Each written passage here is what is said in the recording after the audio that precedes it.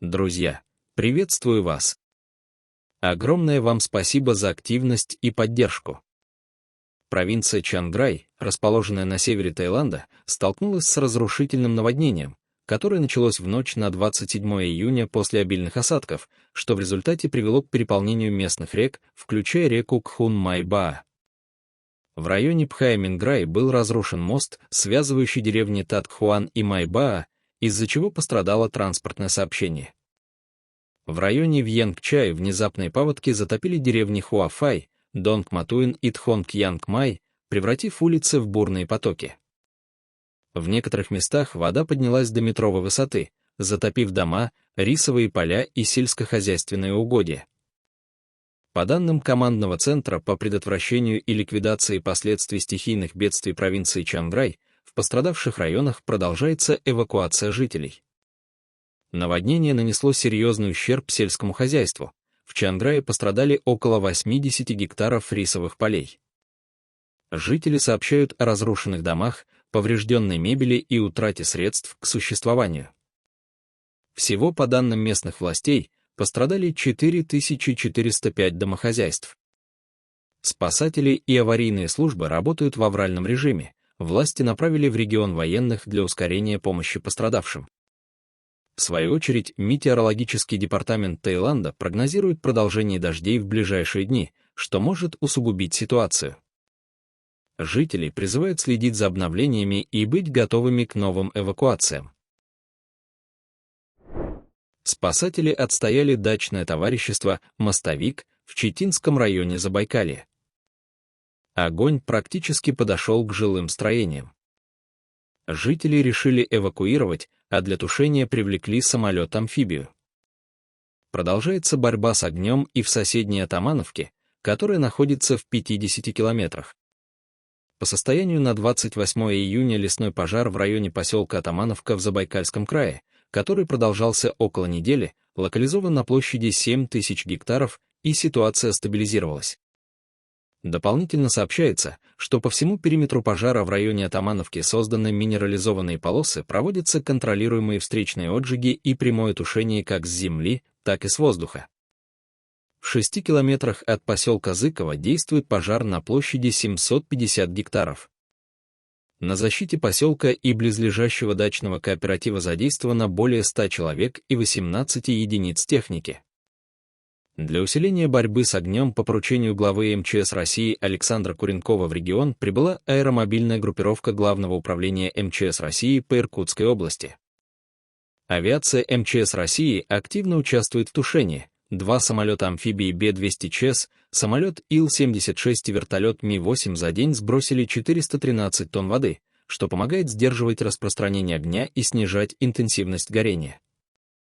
В Забайкальском регионе в последние дни действовало 32 лесных пожара на общей площади 240 тысяч гектаров, с которыми борются более 1500 человек и около 200 единиц техники, включая более 800 парашютистов и десантников Федеральной авиалесохраны и других регионов.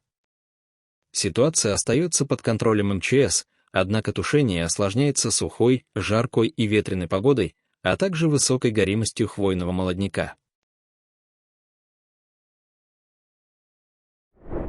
Прорыв высокогорного озера Такыртор в Исыкатинском районе Чуйской области Кыргызстана произошел 27 июня около 17 часов 31 минуты.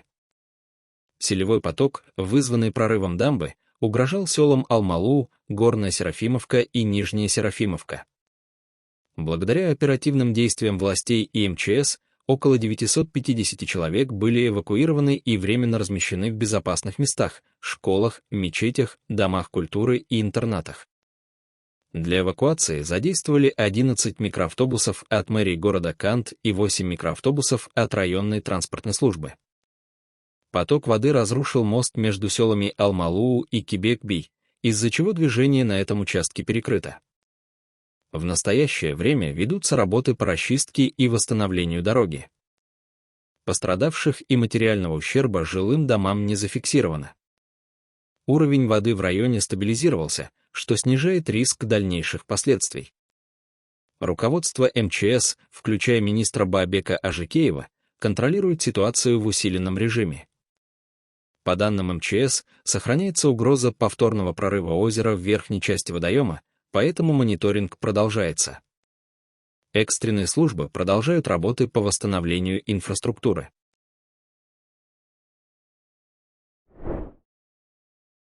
Северо-запад Пакистана, в провинции Хайбар-Пахтунхва, охвачен катастрофическими наводнениями, вызванными сильными предмуссонными дождями. Наводнения затронули несколько районов провинции, включая долину Сват. По данным службы спасения, река Сват резко поднялась, достигнув расхода воды более 2200 кубических метров в секунду. Среди погибших — десятки туристов, находившихся на пикнике у реки, а также местные жители. В одном из трагических инцидентов в районе отеля Bypass Relax утонули более 10 человек. Особенно тяжелый удар пришелся по одной семье.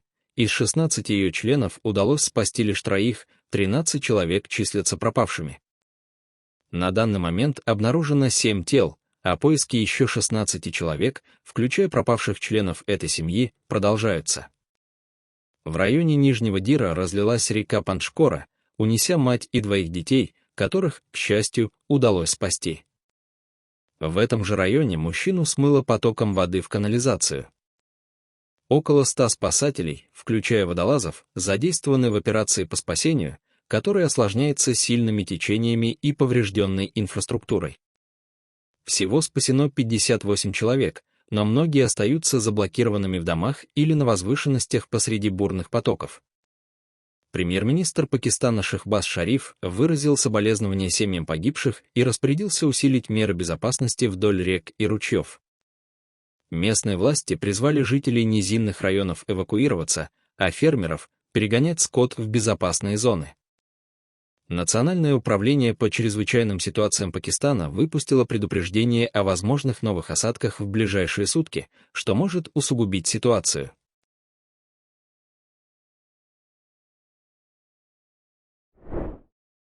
27 июня в Южно-Сахалинске, в жилом комплексе Уюн-парк на улице имени Владимира Жириновского, овчарка выпала из квартиры на 12 этаже, но выжила, застряв в корзине для кондиционера на 10 этаже.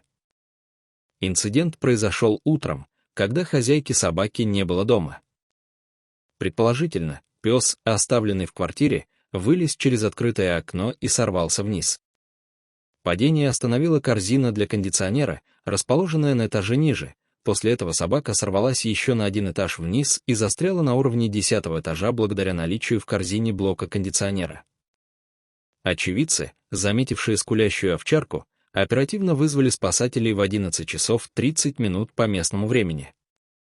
Жители дома также скоординировались через домовой чат, растянули брезент под окном на случай падения и пытались связаться с соседями, чья квартира находилась рядом с коробом кондиционера. Спасатели прибыли на помощь только через час, но без автолестницы, и ее подвезли еще через час.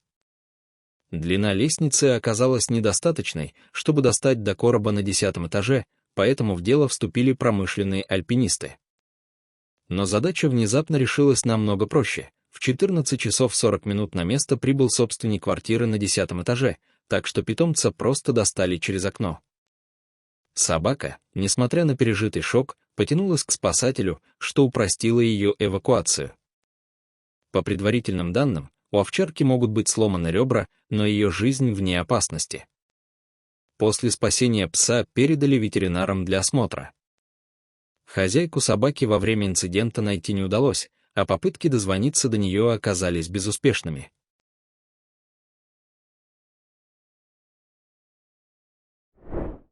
В пустыне Атакама в Чили, которая считается самой сухой в мире, впервые за 10 лет выпал снег.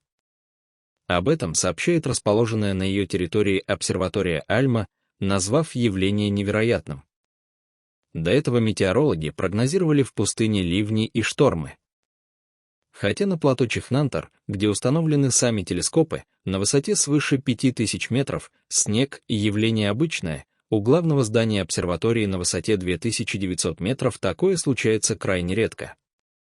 Сотрудники сообщили, что это произошло впервые за 10 лет. Атакама находится на плато на высоте более 2000 метров над уровнем моря. Из-за своего климата с крайне низким количеством осадков она идеально подходит для наблюдений за космосом и строительства обсерваторий. Существенных осадков здесь не выпадало около 400 лет, в некоторых районах дождей не бывает по 10-15 лет. В районе Исмети-Махалеси, расположенном в центральном округе Османгази турецкого города Бурса, 27 июня в 11 часов 24 минуты по местному времени вспыхнул лесной пожар, который из-за сильного ветра стремительно распространился на близлежащие жилые зоны. По данным местных СМИ, пламя охватило не только лесные массивы, но и кустарниковые заросли, что усилило интенсивность горения.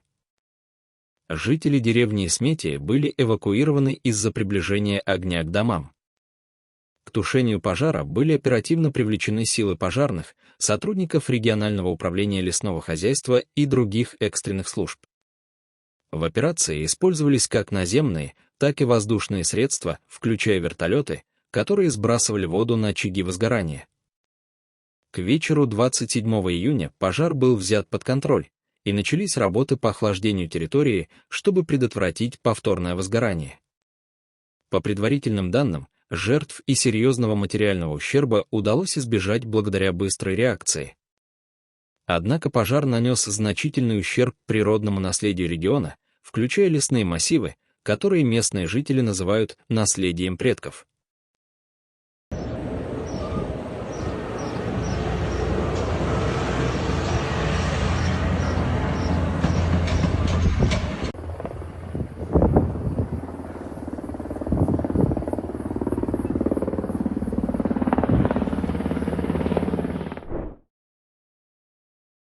Вечером в четверг, 26 июня, на территории киностудии «Азербайджан Фильм» имени Джафара Джабарлы в Баку произошел взрыв, за которым последовал пожар. Инцидент случился в Ясамальском районе на старой пиротехнической площадке, где хранились пиротехнические средства, использовавшиеся для съемок фильмов. Взрыв разрушил одноэтажное здание склада, а также повредил окна административного здания киностудии и нескольких квартир в близлежащем жилом доме. По данным МЧС Азербайджана, пожар был оперативно локализован и полностью потушен благодаря действиям экстренных служб. Жертв и пострадавших нет. На место происшествия прибыли сотрудники МЧС, полиции и 5 карет скорой помощи. Территория киностудии была оцеплена, организовано круглосуточное дежурство для обеспечения безопасности. Киностудия функционирует в обычном режиме. Расследование причин взрыва продолжается, официальные детали будут обнародованы позже. В ночь на пятницу в административном районе Аван, города Еревана, вспыхнул крупный пожар. По данным спасательной службы МВД Армении, сигнал о пожаре поступил в Национальный центр кризисного управления в ночное время. Возгорание произошло на подземной парковке жилого здания, где загорелись автомобили. Пожар был классифицирован как второго ранга сложности, что потребовало привлечения дополнительных сил. На место происшествия прибыли 6 боевых расчетов, дежурная и оперативная группы, а также 1 пожарная лестница. Из соображений безопасности спасатели эвакуировали около 350 жильцов дома. К 7 часам утра пожар удалось локализовать, к 8 часам 36 минутам по местному времени он был полностью потушен. По предварительным данным, пострадавших нет, причины возгорания устанавливаются.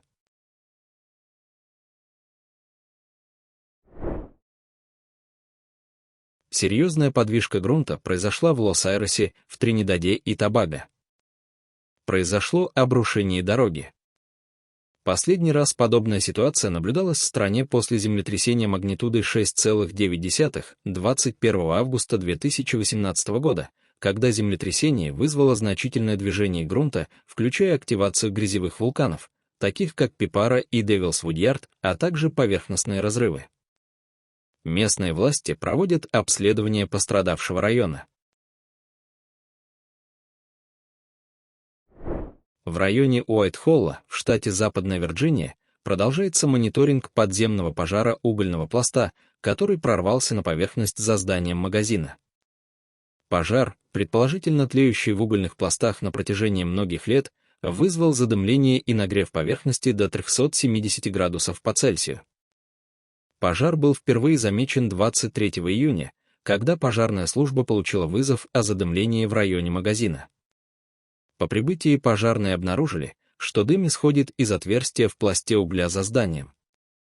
Для тушения было использовано более 4 тонн воды и пены, однако уже через 30 минут дым возобновился. Ранее, в мае этого года, пожарные уже выезжали на этот объект из-за аналогичных сообщений о задымлении, что свидетельствует о хроническом характере проблемы. Владелец магазина отметил, что пожар угрожает его бизнесу, так как асфальт рядом с очагом нагревается, а дым создает небезопасные условия. По словам исполнительного директора Департамента внутренней безопасности и чрезвычайных ситуаций округа Морион, специалисты разрабатывают план действий. Предпринятые попытки локализовать подземный огонь не дали результатов. Подземные пожары угольных пластов, подобные этому, представляют серьезную проблему из-за их способности гореть десятилетиями. Такие пожары, как, например, знаменитый пожар в Централии, штат Пенсильвания, могут продолжаться годами из-за ограниченного доступа кислорода, что приводит к тлеющему горению. В Уайт-Холле власти пока решили сосредоточиться на контроле и мониторинге, так как полное тушение требует значительных ресурсов, включая выемку грунта или заполнение шахт негорючими материалами, что может стоить миллионы долларов.